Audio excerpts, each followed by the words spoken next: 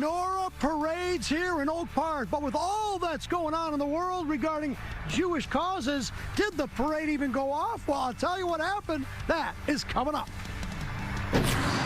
And finally at 5, a special moment from Good Day Detroit this morning. We surprised our charity partner, Gleaners, with a huge check from Gardner White. This happened thanks to Fox 2 viewers like you who voted for our tree to win that decorating contest for Gardner White's Twinkletown. The prize, $10,000, but it was doubled for Double Your Donation Day. Begged, and you all came through and voted for our tree, our charity. If our tree won, our charity, of course, was Gleaners. And what a big surprise! Yeah. Oh my goodness! So wait, there's another surprise. Do you want to say it, Rachel? Of course I do. Go ahead. So it's double today because of Kroger and many other donors. So it's actually $20,000.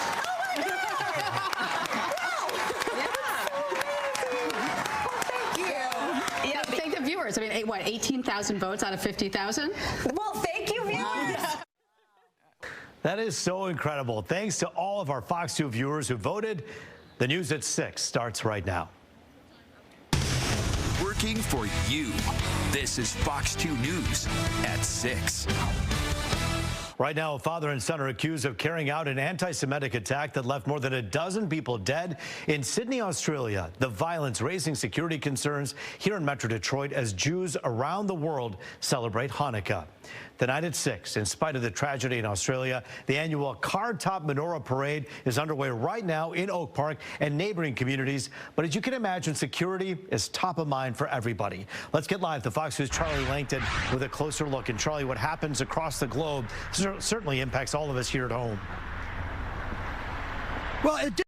People thought that maybe this parade for Hanukkah, the parade of the menorahs, about 100 menorah on top of cars through a number of cities in Oak Park. Some people said, oh my goodness, is it going to go? Is it going to be halted because of what's happening in Australia? Well, the answer is an absolute no. It is absolutely going. In fact, it just completed about 100 cars, menorahs on top of them, starting here in Oak Park at the Yabovich Yeshiva, which is a Jewish school. Kids ages 13 to 18, they kind of coordinated all this. And take a look. The cars went from here to Oak Park and then up Greenfield over to Huntington Woods, Royal Oak, and then ending in Birmingham. Now, there was a police escort, Michigan State Police, and then all of the cities that the cars went through.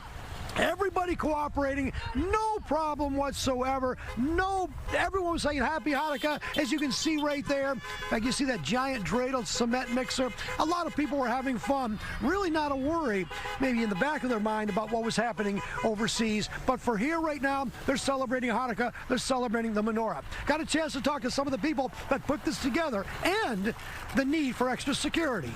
Take a look. What just happened right now in Australia with these people that they're not doing good, and the idea of putting up the menorahs on cars that resembles the idea of light, of goodness, and parading through the city is to show that we're not going to fight darkness with darkness. We're going to fight darkness with light. Is it upsetting to you that you need all this extra security for Hanukkah? Of course, it's very upsetting. I mean, it's like you know, we're just trying to celebrate. It's a joyous occasion, and we have to be looking over our shoulders at all times to see if I'm safe and the community is going to be safe. We're just out here patrolling the city. We've got about 4 units completing patrols. We'll actually have a detail for this parade here today. Again, we just want everybody to be safe, everybody feel welcome, and celebrate how they wish. And as you can see from the chopper video, there were a lot of people just stopping to say Happy Hanukkah, showing their respect, and those cars going again from here to Oak Park, Huntington Woods, Royal Oak, straight north on Woodward to Birmingham. It was a great day without any problems. A couple little extra security, but it was a great day. I am live here in Oak Park. Roop, I'll send it back to you. As it should be, and the celebration, as it should have, goes on despite what happened across the globe in that terrible tragedy. But people at churches and synagogues and temples all across the metro area, security is very important at these places. And so, yes, these events are very important to secure, but the places of regular worship are also equally important to secure. Well, you know, I did get a chance to talk to a couple of the people here, some of the rabbis here in the yeshiva here, and I tell you what, yeah, they're secure, they're worried, they don't want to have all this extra security, but they're very, very tough people. They say, listen, we're not going to, our Hanukkah is going to go on. We're going to celebrate, and we're going to do it with caution and with security, but it's not going to stop what we want to do and how we want to celebrate, and that's what they were saying. So yes, watch in synagogue. I would think there'd be a lot of extra security, but it's not going to stop. Although some people say maybe they'll pray at home. I did get that a little bit, but the bottom line here is that it was a safe parade today. That was really a lot of fun. That is wonderful. Great news, and a happy Hanukkah to all who celebrate. Charlie Langton for us live tonight. Thank you. Well, 2 U.S. Army soldiers and an American interpreter have been killed in an Islamic State attack in Syria. And today we've learned the interpreter is from Macomb County. The U.S. believes the terror group ISIS is behind the weekend shooting that left 2 soldiers and the civilian translator dead. The Pentagon not releasing the names of those killed, but they say they are members of the Iowa National Guard. We aren't identifying him, but we received a statement from the interpreter's family, which reads in part, quote, "Our father's death has come as a devastating shock, and we are still struggling to believe it. He served as an interpreter for the U.S. Army during the Iraq invasion from 2003 to 2007. Because of his dedicated service, our family was granted special immigrant visas and was able to come to the United States. President Trump says the U.S. will retaliate after the ambush attack." A deadly house fire claims the lives of 3 people, leaving 2 others hurt in Detroit. The fire broke out early this morning at a home on Wildemere Street on the city's west side. Fire officials say one of the people who died was a teenager. Another victim, an elderly woman, was taken to the hospital, now listed in critical condition. We'll have the latest details coming up tonight at 6:30. A transgender Warren woman accused of stabbing a man to death and streaming her standoff with police has been charged. Now she's being held on a $2 million bond. Let's get live to Fox News' Camille and Mary, who's been following this story since the beginning. Camille. Yeah, I mean, this is a bizarre and disturbing story. The standoff lasting for hours. The suspect streaming, talking to negotiators on the phone while streaming, showing the crime scene, showing the bloody knife, confessing, but yet right now the media still doesn't have a motive. Take a look.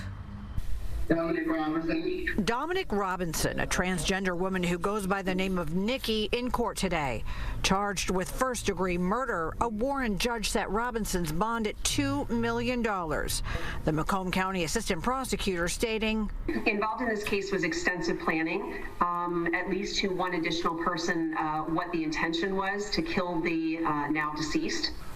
There was also a Facebook Live confession that identified and showed the deceased lying on the floor." The fatal stabbing happened Friday morning on Westminster in Warren. Robinson barricaded inside their home. A standoff with police lasting several hours, finally ending peacefully after intense negotiations. All while Robinson was streaming live on Facebook.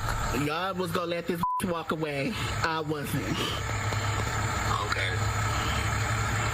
Feel like you had to take it in your own hands. I did, because y'all was just going, y'all ruined it as an accident. The victim has been identified as a chef named Mukari Finley. His family in court during the arraignment declined to speak at this time.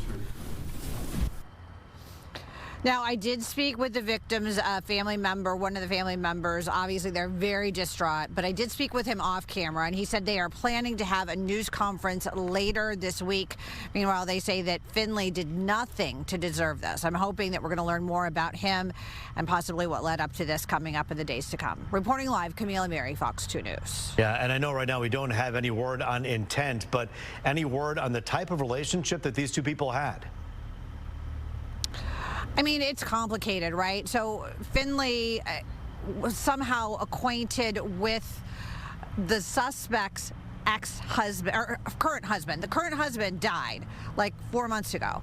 And from what we could gather watching basically 2 hours, we watched 2 hours of this Facebook Live, and the suspect, Nikki Pop is what this transgender woman goes by, is accusing Mukari Finley of somehow giving her husband bad drugs that he overdosed on and subsequently died. If you go on social media, you'll see all kinds of comments about Mukari Finley. He's a chef. He's very well known in the community. family. He's worked for Schoolcraft. He's worked with NBA, the NFL. His family says absolutely he had nothing to do with anything nefarious. Obviously, there's two sides of the story. The police, the prosecutors, going to work everything out and figure it out. But right now, it's a very complex story, and it's a very bizarre story. And you saw the family members. I mean, they were so distraught. They were just so upset, and I don't blame them. I mean, imagine that your loved one is inside a home deceased, stabbed to death, and the suspect is streaming live on Facebook, confessing to police, showing the body, showing the bloody knife. I mean, it's a lot. I can honestly say, Rube, I have never covered a story. And I've never covered a story like this before, ever. Yeah. So the victim's family, clearly they want justice, and it's just, the $1 million question is why? Why would you do something like this? Certainly when we hear from the family, perhaps later this week, we'll get some more of these pieces of this puzzle put together so that we can understand what happened here. Camille and Mary for us live tonight. Thanks for that report. All right, snow showers sweeping across parts of Metro Detroit earlier today. You probably thought, hadn't we had enough? Well, thankfully, it didn't amount to much, the stuff from today, but some places saw near whiteout conditions, and Rich Luderman has been tracking all of it for us. Rich. For a time this morning, it was very wintry between 8:30 and 10:30. You can see where that snow is now. It's fizzling over eastern Pennsylvania. Around here, it's all quiet now, perhaps one or two flurries closer to Lake Michigan, but it's going to be quiet for tonight and tomorrow, Wednesday as well. What we're waiting for is a thaw coming, and it is in the forecast. You'll see it just ahead. 16 here, 18 in Lansing. With that breeze, a lot of us have wind chills in the single digits. How about some great live shots from Petoskey? It's 21 degrees there. Looks very festive. We'll get down to 15, and then, yes, it is going to turn milder Wednesday near 40 degrees. Look at Thursday up to 46 with wet weather. Roop. We'll check that 7-day coming up in 10. All right, we'll talk to you then. Thanks so much. Tonight, the Fox 2 problem solvers working to get answers for residents of a Highland Park apartment that have not had heat or hot water for 2 weeks. Fox 2's Lauren Edwards is live with more on the situation made worse by our recently bitterly cold temperatures. And Lauren, all of us, when we step outside, even just for a few minutes, wonder how hard this is for so many others who don't have that luxury to go back inside. Roop, that is an excellent question. I can tell you the last time I checked, it was 18 degrees, and it is so icy and bitter cold out here. And we spoke with a few residents at Bella Vista Glen Senior Apartments behind me here in Highland Park, and they are feeling every inch of just how cold it is. Let's get into the details of what they had to say to us, because there was so much that was on their minds. Again, unbelievable what they were going through. Now, some of us said that some of the residents had no heat in their apartments. Others were saying that management fixed it, but then it went out once again, and that they were given space heaters, but space heaters are not getting the job done. They say they've complained to management, hoping just for a permanent solution, but they are still bitter cold. And when Fox 2 asked who the owners were, they said they absolutely did not know. Now, Fox 2 did some digging and learned that the owners may be based overseas. Fox 2 reached out to them and the property managers, IMS Properties, and are waiting to hear back. Residents tell us something has absolutely got to be done soon. They want their rent. They think they can bring heaters in here to accommodate us and run our light bill up to $100 and $200, but he ain't accommodating us. I have not had no heat and hot water since December the 5th. And I'm a diabetic, I'm an asthmatic. I got problems with my arm, shoulder right here, and I also ride one of them scooters. I just walked over here, because y'all can come over there.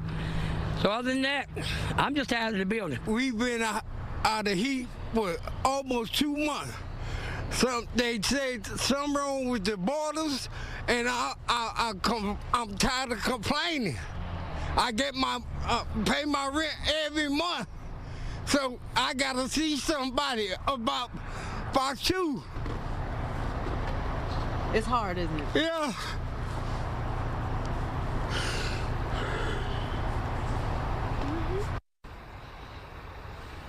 It is very, very emotional for many people. That gentleman you just saw right there, we had actually put the camera away, but he pulled up alongside and said, I have to say something. But again, I just want to reiterate that Fox 2 has reached out to all the people involved, the property manager and the owners, doing our journalistic due diligence, and we are waiting to hear back. Once we get an update, we will let you all know. Reporting live here in Highland Park, Lauren Edwards, Fox 2 News.